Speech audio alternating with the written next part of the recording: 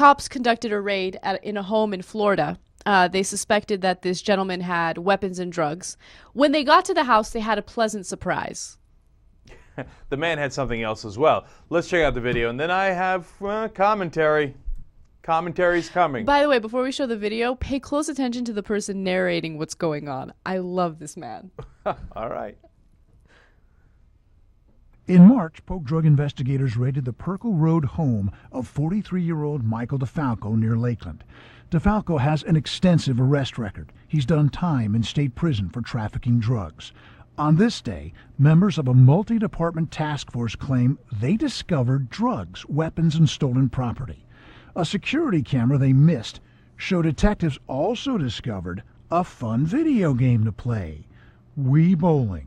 And over the course of the next 9 hours, game on. And here we go.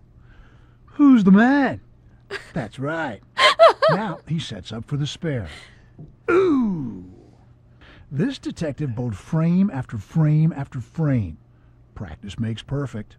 And while another female detective lifted a couch looking for drugs, this guy focused on pin action. Now, you might be under the impression police work can get pretty exciting. Well, it can. That's Polk my favorite Sheriff guy. Brady Judd calls the display embarrassing. How do you explain it? Well, you can't explain that.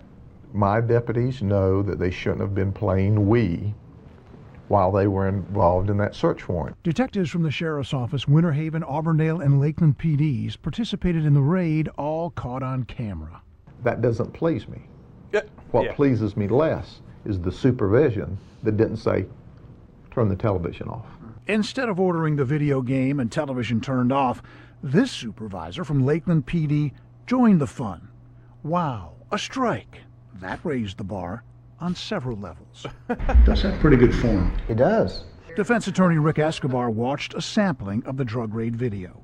I've never seen anything like this, and I find this very offensive. Shocking, embarrassing. I'm sure that the department is extremely embarrassed by this behavior. Records show 16 detectives spent 9 hours searching DeFalco's property. The cost to taxpayers, $4,000. All the citizens are thinking, well, wait a minute, we're paying these people to go out there and protect us, and here they are playing, bowling on our time. The sheriff argues there's always downtime during searches. No tax dollars were wasted. The nature of a search warrant is hurry up and wait. It just is. Am I trying to defend the fact that they were bowling?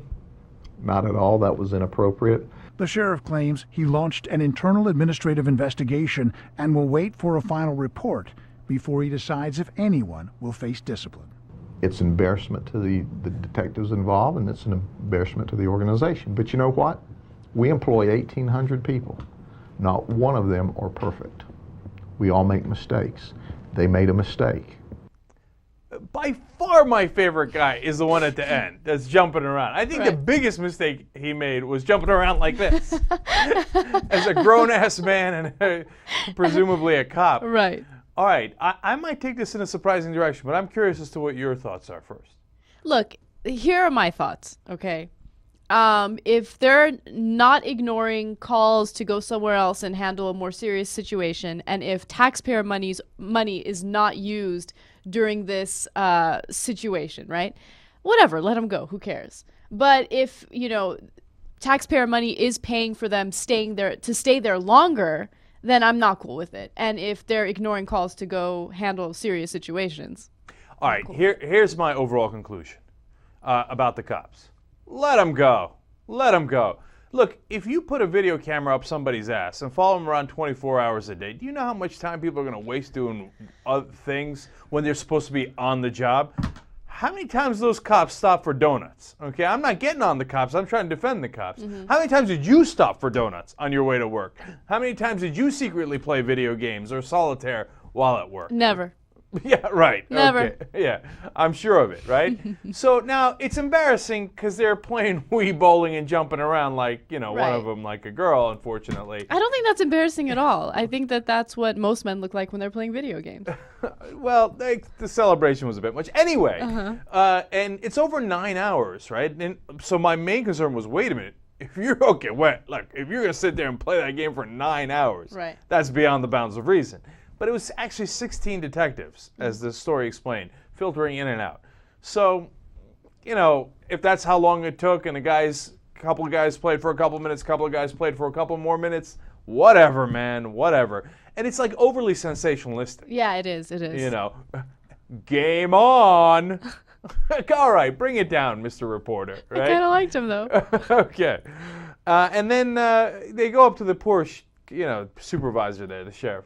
How do you explain it? Now, what's the guy supposed to say? Yeah, I mean, exactly. get off my ass, man. It was just wee bowling. Well, he can't say that, so he's got to say, oh, it's reprehensible and terrible. And I love his quote. That does not please me. Let me use that quote from now on. That does not please me. Okay. And then finally, the defense attorney. Mm-hmm. What are we going to a defense attorney for? Does that make the guy whose wee it was less guilty of the drugs and weapons he had in the house? Come on. And then the defense attorney's like, this is offensive.